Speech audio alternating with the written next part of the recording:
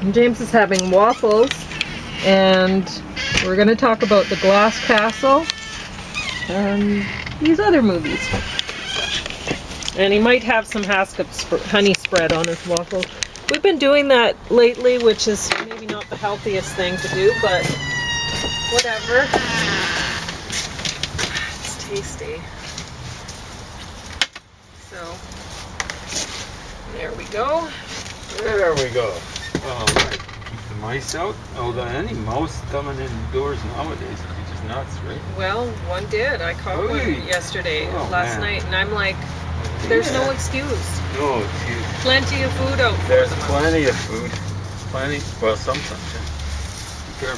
So The Glass Castle, it says, based on the #1 best-selling memoir. And wow, what a story. I can see why this was best-selling. Oh, this was incredible. So, yeah, they showed pictures of the real people, and well, some videos of the real people at the end and stuff like that. But the story, and whatever, it's an interesting story. And the rest of these, I kind of felt like that it was a competition for the bottom of the stack, but I don't know. I'm really not that huge a fan of Paul Giamatti. Oh, that guy. He's generally a TV actor, but a good TV actor. Yeah, but, that's how I describe him. Yeah. And so, yes, he's in movies, but I just don't really care for him there. I liked him when he played John Adams or whatever. Yeah, he did an alright job. A historical thing. You actually remember, but yeah, I do. But anyway, he did an alright job in this too. It wasn't terrible. It was just a drama sort of movie and whatever. I just had a hard time caring, and it seemed to go on quite a while. Let's see what I would say. 2 hours, 14 minutes. Ooh, that's pushing it. But whatever. Yeah. Misbehaviour. Based on the incredible true story. So I'd heard about this. Miss World 1970, the launch of a revolution. You know, it was the women were protesting. Oh, that. They disrupted 1970 was Miss a big World year for feminism. Whatever, but yeah, it may seem like I'm sort of rolling my eyes about the feminists, but I honestly don't have a problem with the Miss World and all that sort of thing pageants. I really don't care. I don't know. I don't think it's anti-feminist. I mean, I was thinking, you know, if a woman, say like this was, I think it was Bob Hope that was hosting the thing, and if he's up on stage and he's talking to one of these people who are competing to be Miss World, you know, like if he asked her, well, do you feel like you're disempowered or something by competing for Miss World? I bet you all of the women would say no, because if you think about it, I mean, here you are, Bob Hope, you're a powerful guy, everybody knows you, but right now while we're talking, all eyes are on me, right? So, I don't know, I guess that's how you look at things. But, I don't know. Whatever. I think a lot of the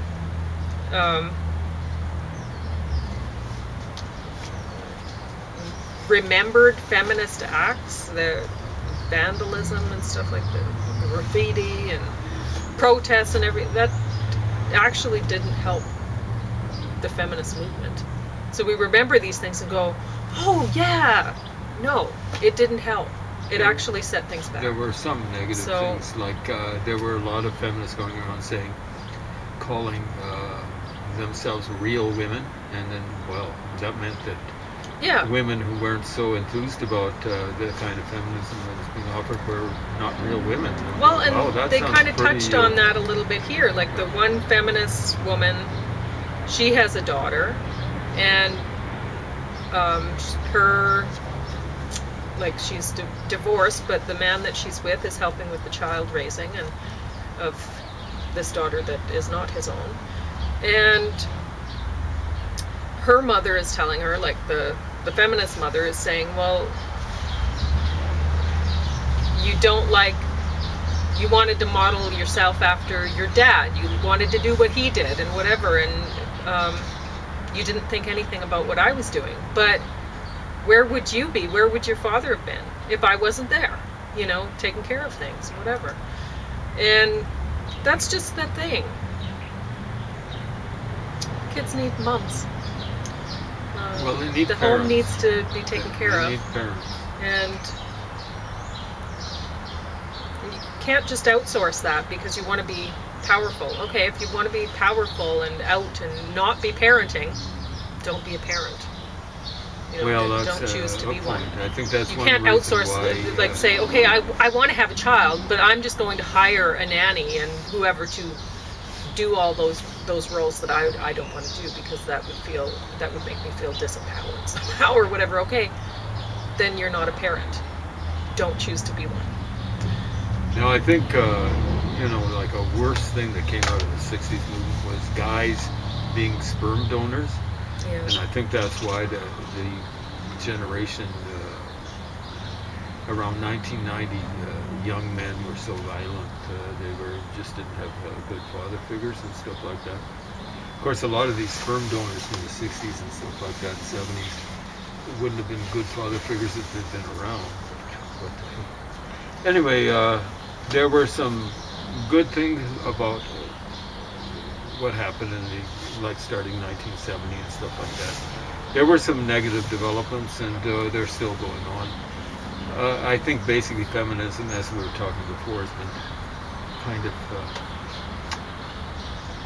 pushed to the side when it comes to race issues, the color issue and stuff like that. And they brought that up here too. Oh, did they? Because this woman here, I think she was Miss Granada or something.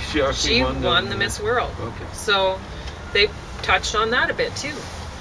And the main problem I have with the women who call themselves feminists when they're out working like men and dressing like men and acting like men, the roles that they aspire to. Okay, so you're in support of men then. You like masculine roles, you like aggression, and you want to be an aggressive person too. That's not feminism to me. Feminism is appreciating feminism, is the feminine. So liking people to be gentle and passive and kind and caring and nurturing, and not saying, oh, well, I'm a woman and I want to be aggressive, so I want to be able to have more power and more able to fulfill my aggressive desires or whatever. That's not feminism. Yeah, I'm not terribly sympathetic with women who are talking about a glass ceiling or stuff like that. There should be no ceiling. There should be no bosses up there and stuff like that. But so they want to be bosses? Yeah, who cares? We've got to get rid of bosses. Yeah. Not get more bosses. So Miss Arizona. This is the story. There's a sort of trophy wife. She was Miss Arizona, and she ended up marrying a wealthy man, and he's obviously cheating on her, and she's going to try to inspire some women in a group home to, like a women's shelter sort of thing, to be who they want to be, right? And here she is, and she hasn't done that. She isn't who she wants to be. She doesn't really want to be a trophy wife. She wanted to be an actress and this and that, and she didn't end up doing that. She went from Miss Arizona to trophy wife, which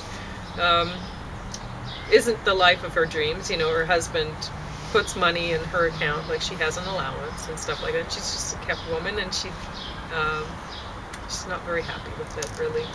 She's kind of a gentle sort of person, though, so she's just not one to make waves. But when she runs into these other women, well,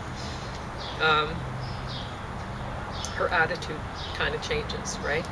And it's not a believable story at all, but because one of the women in the group home wanted to be a life coach, and she had a criminal record, and okay, well, you obviously haven't done too well with your, coaching your own life.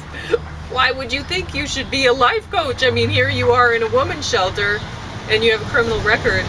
I mean, almost any woman would be a better coach of her life than that, right? So there's things like that you're like, oh, okay, this is, but whatever. There's the Miss Arizona ends up, one of the women needs some money right away, and Miss Arizona, she's a kind lady, and she wants to help, and the group kind of decides, well, there's this drag queen competition.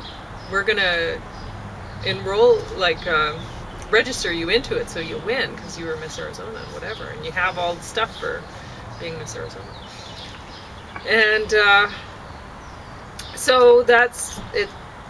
I mean, when they find out she was a woman, not a man, she's not embraced by the drag queens, right? They don't want to. Well, that's kind of racist, or something. So they bring that up, right? That.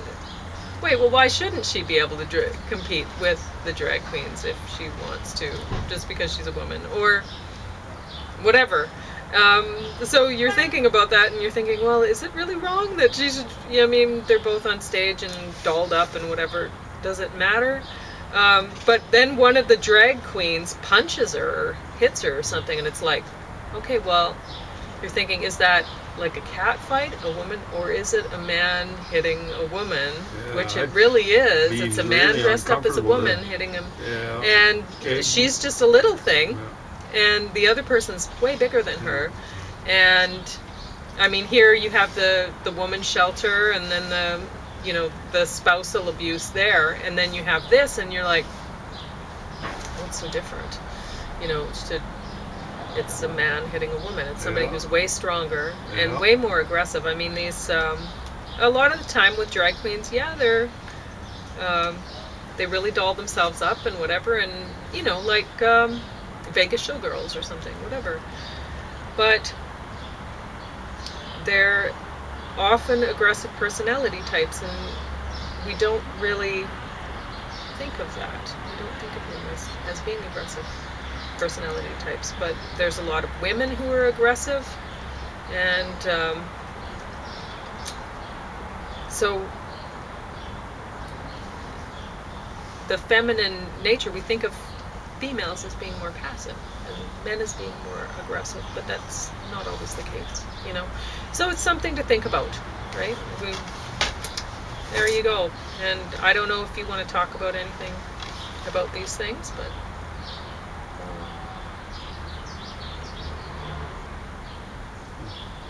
but I actually liked Little Miss Arizona, her character. I thought she was a lovely little lady. Was she small?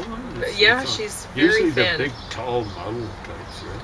Yeah, but she really, well, I guess maybe she's very thin. So,